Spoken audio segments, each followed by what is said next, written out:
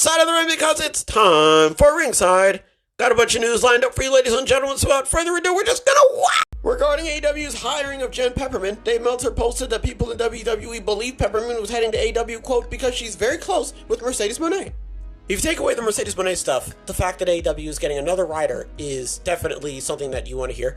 Apparently, she is the vice president for content development, and she was an ex-writer for WWE, and she was also a writer for soap operas as well. So she's obviously got the tenure, right, and the experience, and you want somebody like that on AEW. Now, if you want to, fine. You're more than welcome to go over, pick it up, and run away with it because she knows Mercedes Moné. So maybe she's coming over here because, you know, she wants to be part of Mercedes storylines and stuff like that. And maybe this means that Rock has a Rock guy and Mercedes can have a Mercedes woman, you know? So, that's good. That's what you want to hear. If that's something that's going to happen, then hearing that someone has their own personal storyline creator is obviously good. But disregarding the Mercedes Moné stuff, which is what I personally want to do, this is good. We've got another writer, you know, on the team. And even if AEW's writing is incredibly strong, this just makes it incredibly stronger. So I'm looking forward to how the storylines are going to develop now that Mrs. Pepperman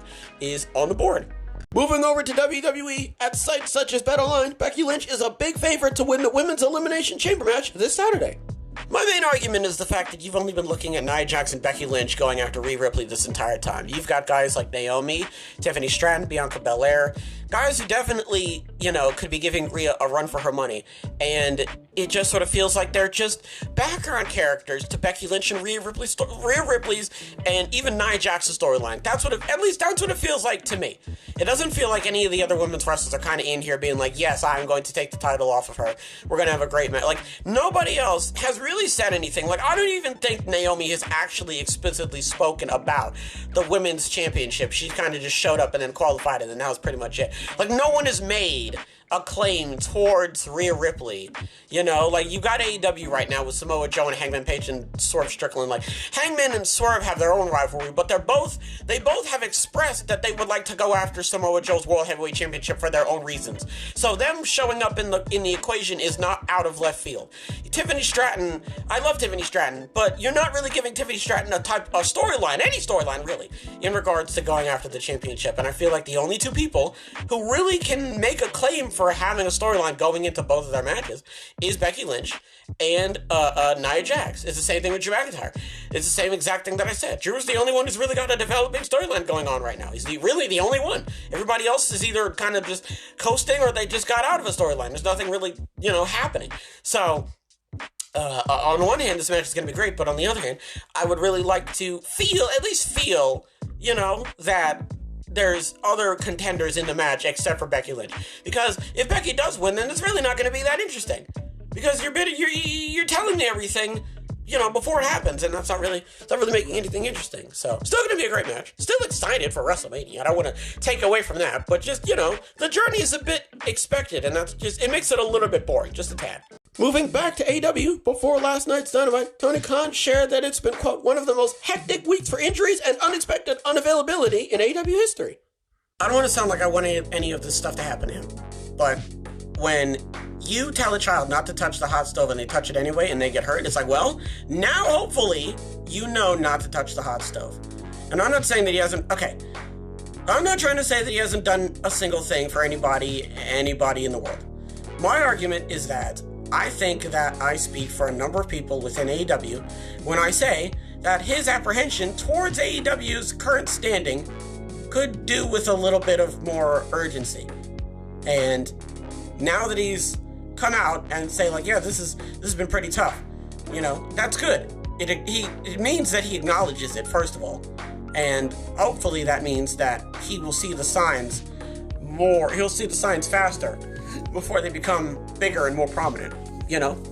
Because if you've got people who are in AEW right now who are frustrated with the way that he's going with everything, and you hired a new ticket marketing manager, and, you know, you're going to be playing in less rural towns.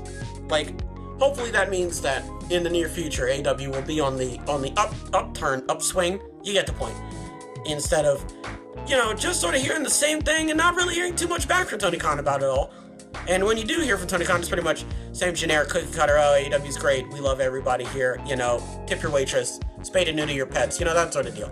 So I really I don't like hearing this. You don't want to hear this from any company. But the hope is that the fact that you're hearing him say this about the company, obviously would hopefully mean that, he is thinking more all right, well, let me make sure that I work a little bit harder so that I'm not, running into this problem more often than not. So, that's pretty much it, because, the only thing we can really do now is just hope that Tony Khan is looking at this and, he's improving in the future. Finally, Kyle Fletcher hasn't appeared for AEW lately due to visa issues per Fightful Select. Roosh also posted recently that while he's medically cleared to return, he needs to get his visa through AEW before he'll be back. You don't think this is going to happen to Kazuchika Okada and Mercedes Moné, do you? Because I was under the assumption that, a visa thing was something that you had to get done, once you do it, that's it. I don't know if it's a by location type deal where, you got to get your visa for this place and then you got to get your visa for that place. I thought it was a thing you go in, you get your visa, it's a passport. You get a passport and now you can travel wherever you want to now. So the fact that it sounds like everybody is just one after another. Either no one is understanding the concept that you can't just walk to and fro however you like all over the world because you legally cannot do that, or there are multiple different ways you have to go through visa, and it isn't just one, and it's also never ending. Because if you're telling me that the first person to experience visa issues didn't turn around and go, hey everyone, you should probably worry about this because this is a very intricate and dynamic process that you have to go through, especially if you're not American, right? And if you're working, this is even more of a hassle. So if I were you, I'd get this done now. I'd get this squared up and out of the way so that when you do come to this point, you don't have much to worry about. But if you got Kyle Fletcher and Root still dealing with it, and Dragon Lee was dealing with it, who's to say that Mercedes Moné and Kazuchika Okada won't be dealing with this? And just because they won't be dealing with it as soon as they show up to AEW doesn't mean that it's not something that they won't have to worry about down the line. Right? So, in the grand scheme of things, well, it's not that big of a deal. I would say it's not world-ending. It 100% does slow things down. It does hamper things, for sure. If you've got a storyline and there's, creative plans for you and, you just haven't got your visa worked out, you literally cannot do anything until you get that sorted out. So, that's what I'm saying. I hope that... but I don't understand the concept of the whole visa issue thing. So, if it's the first that I mentioned where it's you gotta pass it down and no one has been passing it down, then it's okay, we should probably figure that out. We should get a system. But if it's okay, I did it this way and he did it that way and he did it that way and he did it, you know what I mean? If it's a different way for everybody, then it's alright, well, you can't really do anything. So, the main takeaway from this is that I just don't want Mercedes Moné and Kazuchika Okada to get strung up, when you're in a parachute and you're coming down and you get caught in the tree and you're just dangling there, So, hopefully that doesn't happen. What do we talk about? Jen Peppermint is part of the AEW team. Hopefully this means that the writing will be improved in some way.